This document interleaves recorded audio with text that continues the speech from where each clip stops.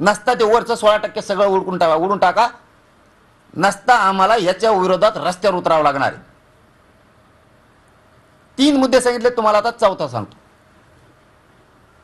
सगळे सोयऱ्यांची अंमलबजावणी आमच्या व्याख्याप्रमाणे देतात येत असली तर द्या, कारण त्या सगळ्या सोयऱ्याच्या अंमलबजावणीच्या गुलालाचा वाशीतला अपमान होऊ देऊ नका. जर सगळ्या सोयऱ्याच्या अंमलबजावणीची आमच्याप्रमाणे व्याख्या नाही केली तर वाशीतल्या गुलालाचा अपमान करू नका. विधानसभेला तुमच्यावर गुलाल रुसल, लक्षात ठेवा. त्यांचा दबावात येऊन तुम्ही सांगितलं होतं आमची व्याख्या घेतो आणि अबकडे सुद्धा करतो. ही व्याख्या बनवताना बच्चूभाऊ कडू सुद्धा होते,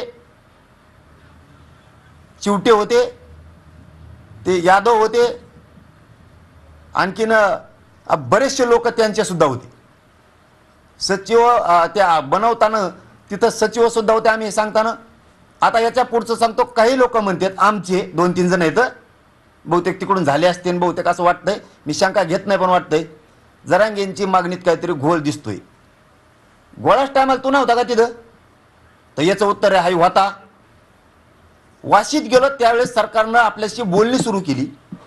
त्यावेळेस व्यासपीठावर त्यांनी सांगितलं की राज्यपालांकडे जायला किंवा सरकारची कॅबिनेट घ्यायला काही सचिव यायला वेळ लागणार आहे, आम्हाला 1-2 घंट्याचा वेळ द्या, तुम्ही मुंबईकडे कूच करू नका.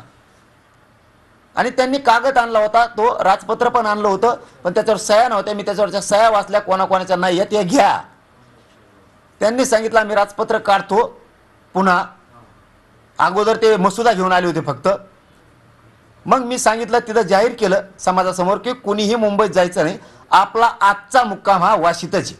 जर उद्या सकाळपर्यंत यांनी दिलं नाही तर आपण मुंबईकडे कूच करणार आहे.